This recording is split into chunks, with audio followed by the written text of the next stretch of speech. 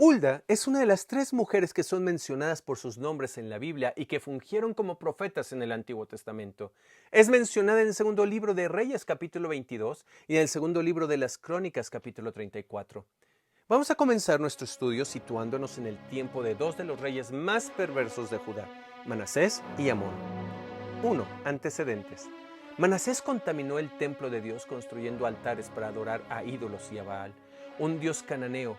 Consultaba encantadores y adivinos y practicaba la hechicería y adoraba a los astros.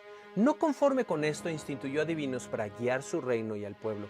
Encima de esto, quemó vivos a sus hijos en sacrificio. Era un asesino. Sus manos estaban manchadas de sangre inocente. Tal era su corrupción que indujo a Israel a ser peor que los cananeos.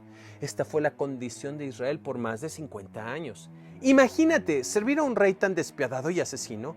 El estrés que implicaba ir a trabajar para él.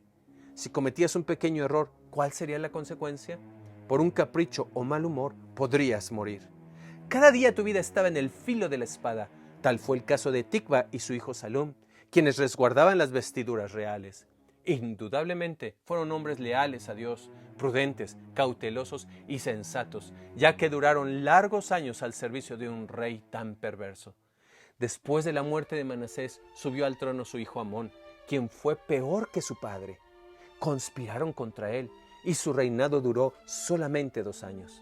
Subiendo al trono su hijo Josías, con tan solo 8 años de edad, sería quien daría un cambio de dirección, segundo libro de los Reyes, capítulo 22. Como dice, hay quienes salen adelante gracias a sus padres y hay otros que salen adelante sin sus padres y otros a pesar de sus padres, como en el caso de Josías. La condición de las personas de Judá era igual de perversa, pero pronto iniciaría un cambio gradual, gracias a este rey que empezó a derrumbar altares y a limpiar por todos lados en Israel. Sin embargo, la inercia de la malignidad y la inmoralidad de más de 60 años todavía tenía efecto, a tal punto que el mensaje de Dios de que se arrepintieran de sus malos caminos y que se convirtieran a Dios constantemente resonaba en las calles de Jerusalén a través de los profetas Jeremías y Sofonías, quienes eran reprimidos, censurados y hasta amenazados. La maldad no solo había llegado a los reyes y al pueblo, sino también hasta los sacerdotes, quienes se habían olvidado de la ley de Dios. Sacerdotes y profetas servían a Baal. Sus intereses eran de manipulación para obtener ganancias y beneficios. Estaban llenos de brujería y depravación, al grado tal que en las instalaciones del templo había sodomitas. A los 12 años de su reinado, Josías mandó quitar los ídolos, los altares a Baal y a depurar las ciudades. Por más de 6 años estuvo depurando la tierra. Y 6 años más tarde, continuó con Jerusalén. Era un trabajo arduo, que parecía que no se avanzaba mucho, porque Dios seguía enviando a Jeremías con el mensaje que se arrepintieran y se convirtieran de sus malos caminos. Josías mandó traer al gobernador de la ciudad, al escriba principal y al canciller para darles la orden de reparar el templo de Jerusalén.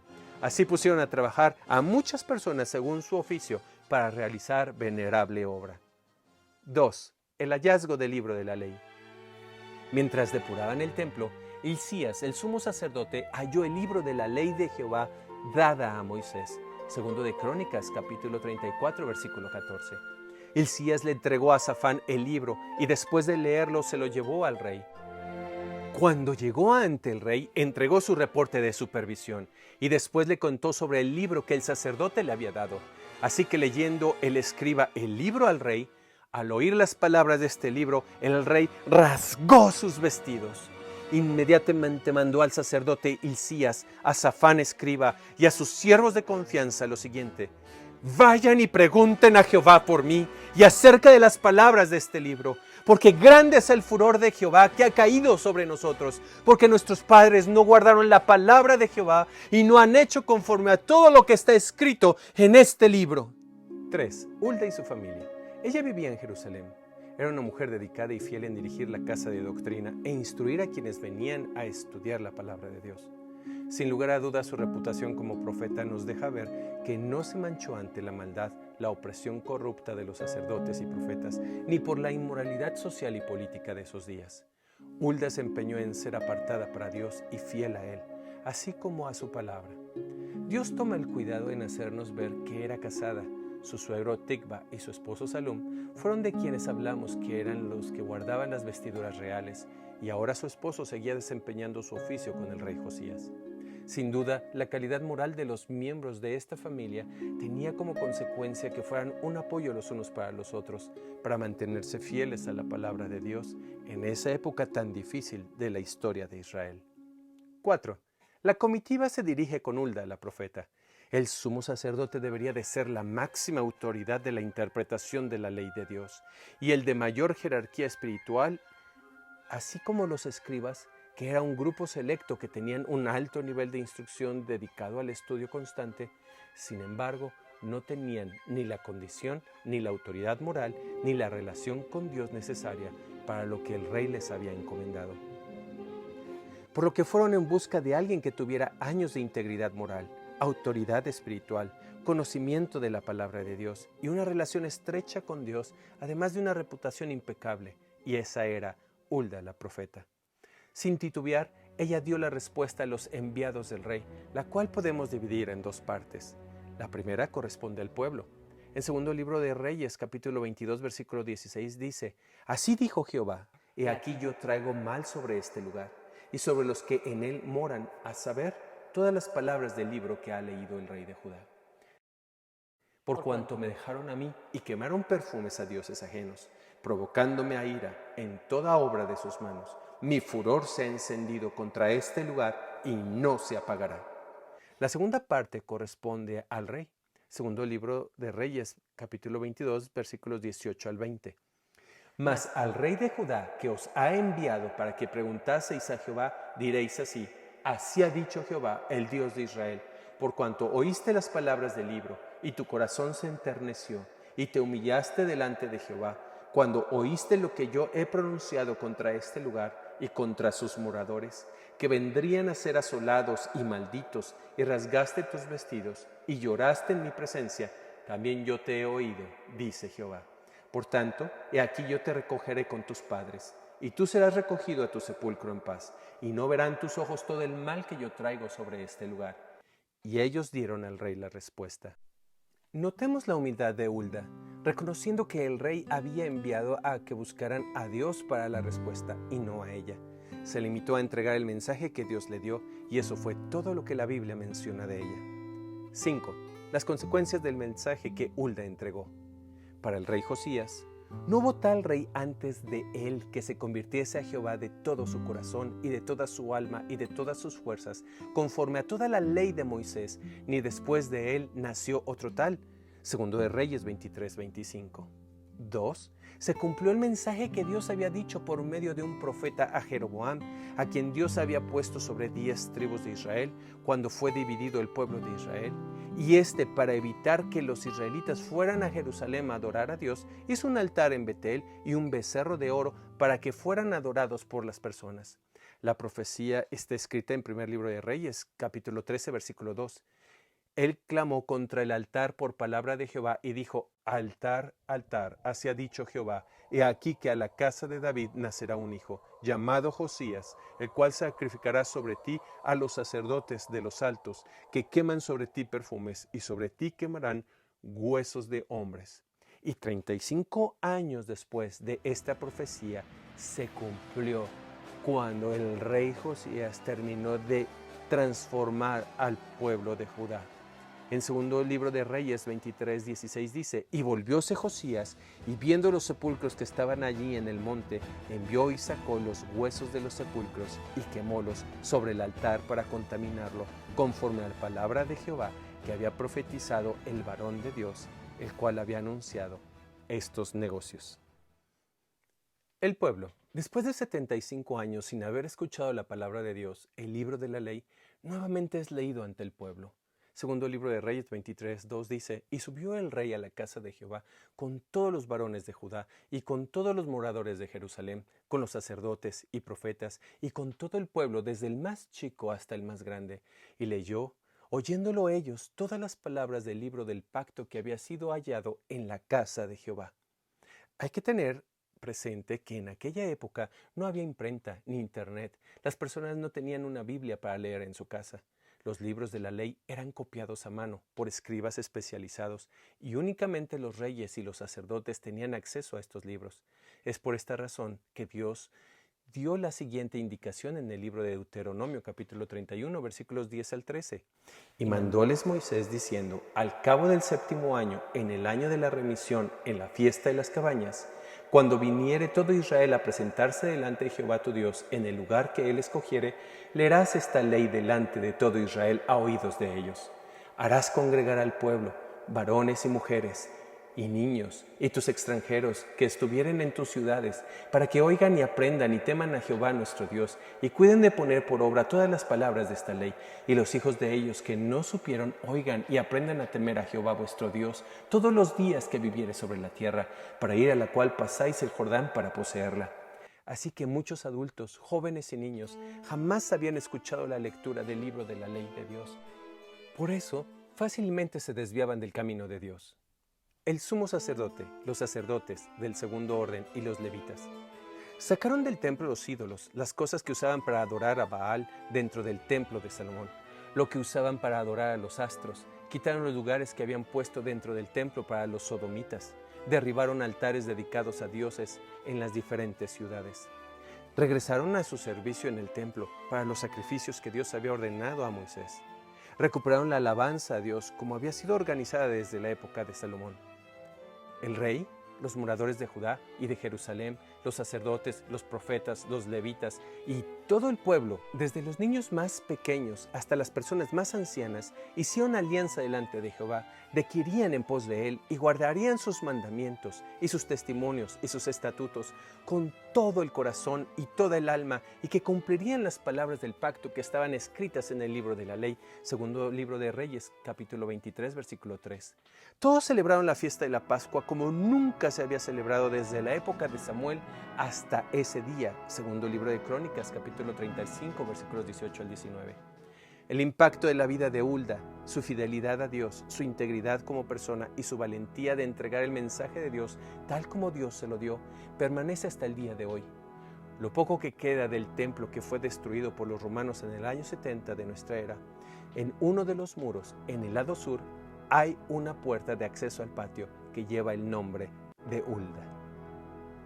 ¿Encuentras algún parecido de los días en los que vivió Hulda con este tiempo en que nosotros vivimos? Si es así, escríbeme en los comentarios lo que encuentras de parecido. Al leer la vida de Hulda, ¿qué otros beneficios podrías mencionar que tuvo su intervención para entregar el mensaje de Dios? 6. El significado del nombre de Hulda o Hulda en hebreo es comadreja. La Biblia en Romanos 1:20 nos enseña que al entender las cosas naturales podemos entender las cosas espirituales.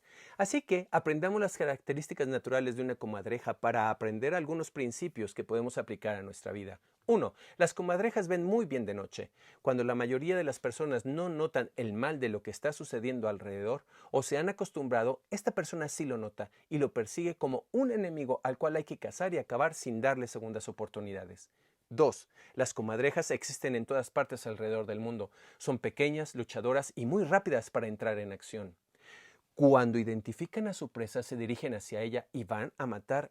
Esta es una característica que se debe desarrollar por cualquier persona alrededor del mundo. Hay situaciones que son los mismos males sin importar el país o el continente. Sin embargo, ahí, en ese lugar, Dios ha puesto personas para que desarrollen la naturaleza de Hulda, rápidas para entrar en acción y proteger su hogar, la mente y la identidad de los hijos. Hay personas que incluso han emigrado de ciertos países donde corren el peligro de que el Estado les arrebate a sus hijos o les amenacen con ir a la cárcel si contradicen el adoctrinamiento que el Estado quiere imponer a sus hijos para dañar su integridad e identidad bajo la bandera de inclusivo o de mente abierta. 3. Las comadrejas son trepadoras, corredoras y nadadoras. Tenemos la oportunidad de buscar a Dios y pedirle que nos dé las cualidades y las habilidades necesarias para poder llegar hasta donde se encuentra la causa de lo que está atacando a nuestros hijos e hijas. Puede ser la facilidad de obtener drogas en la escuela, la presión del grupo para que pierda su virginidad, el no comunicarse a casa o mentirle a los padres que va a estar en cierto lugar, pero en realidad anda en otro lado. Haremos todo lo necesario para no cortar la comunicación con nuestro hijo o hija y nos interpondremos entre ellos y la fuente de peligro. 4. Una comadreja tiene intensidad y empuje y destreza. Nunca se rinde. 5. La comadreja rastrea roedores. Detecta cuando en las noches empiezan los hijos a dormir más tarde de lo debido, a meter el teléfono celular a su recámara para ver videos en lo oculto sin la vigilancia de los padres. 6. Las comadrejas saben jugar con los que conocen. Personas con estas características toman el tiempo para fortalecer la relación con sus hijos e hijas, teniendo actividades de acuerdo a la edad y al interés de ellos. 7. Las comadrejas saben esconderse rápidamente. Es decir, estas personas detectan el peligro e instruyen a quienes dependen de ellas para decirle, evita tal lugar, evita tal persona, no pases por ahí, a esta hora debes estar en casa. 8. Algunas comadrejas cambian el color de su pelaje, color marrón, a blanco durante el invierno, para mezclarse con la nieve. Son sigilosas. En una persona se puede reflejar de la siguiente manera. Asiste a los eventos de sus hijos, se mantiene de lejos, observando el desarrollo y la interacción de sus hijos con los demás. No es invasiva, le permite desenvolverse porque le da la oportunidad de madurar y que su hija se vuelva una mujer capaz de enfrentar la vida por sí misma o su hijo un hombre capaz de enfrentar la vida conforme a los principios de Dios. 9. La comadreja ataca directo a la cabeza y al cuello. Con los consejos que da conforme a la palabra de Dios, no anda con rodeos. Sabe que su relación diaria en oración y estudio de la palabra de Dios son indispensables para ella, porque diariamente debe estar dotada con lo necesario para ir directo al problema, para dar el consejo conforme a lo que la palabra de Dios dice y no conforme a lo que cree, piensa o le gusta, porque sabe que hay áreas de su corazón que todavía necesitan ser transformadas. 10. Las comadrejas son audaces. Una persona con estas características es capaz de emprender acciones sin temer las dificultades o los riesgos que implica. Por ejemplo, tener que trasladarse ciertas distancias para que sus hijos aprendan a patinar, nadar, dibujar o tocar un instrumento, a cantar, inscribirlos a un taller de lectura o de escritura, o cuentacuentos, y a veces convertirse esta persona en alumna con tal de animar a sus hijos a aprender una nueva disciplina. 11.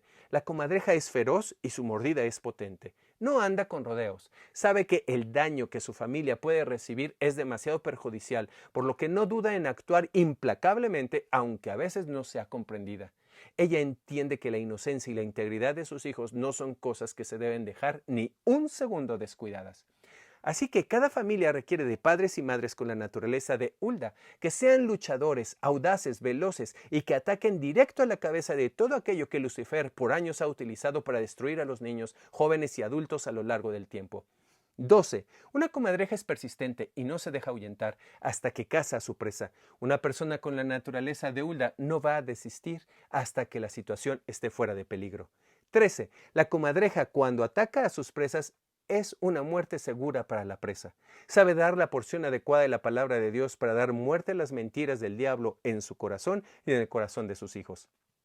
14. Una comadreja es un manojo de energía. Una persona como Hulda sabe que el único lugar donde puede recargar las fuerzas es en su oración.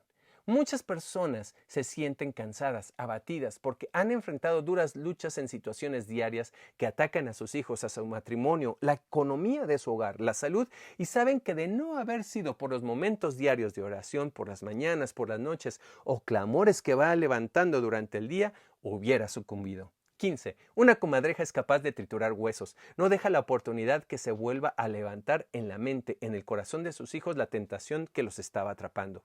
16. Las comadrejas tienen vista, oído y olfato muy desarrollados. Una persona con estas características detecta inmediatamente cuando algo aflige, atormenta, encadena a los suyos. Puede ver el cambio de mirada, el cambio en el tono de voz, alcanza a percibir el olor extraño o dañino, aún en los pensamientos y movimientos que no son de paz y de limpieza. 17. Las comadrejas controlan la población de roedores. Una persona con estas características es el mejor sistema de control de plagas. La paz que tiene todo hombre de Dios cuando puede salir a trabajar y saber que su esposa está en casa dispuesta a guardar su hogar y sus hijos de la manera que hemos descrito arriba. 18. La comadreja almacena los excedentes. También alcanzan presas pequeñas. Se adapta y sobrevive a la escasez. Hoy en día, donde a veces el trabajo escasea o los precios aumentan, una persona con las características de Hulda sabe adaptarse y administrar los recursos para su hogar. 19. Las comadrejas tienen depredadores en los árboles, búhos, halcones y azores, y depredadores terrestres como los zorros, perros, serpientes y coyotes. Esta persona está atenta a no exponer sus pensamientos a nada que lo pueda engañar y mucho menos permite que los zorros astutos y mañosos penetren en su vida, tratándole de atrapar para que caiga en las garras del adulterio. No se deja envolver por las palabras encantadoras de las serpientes que salen de la boca de algún extraño o supuestos amigos. Las comadrejas saben disuadir a los depredadores, saben no dar ni el más mínimo espacio para que entren a sus pensamientos ni a su vida. Espero que este mensaje sobre la persona de la profeta Hulda nos sea de utilidad. Te deseo lo mejor. Dios te bendiga. Hasta la próxima.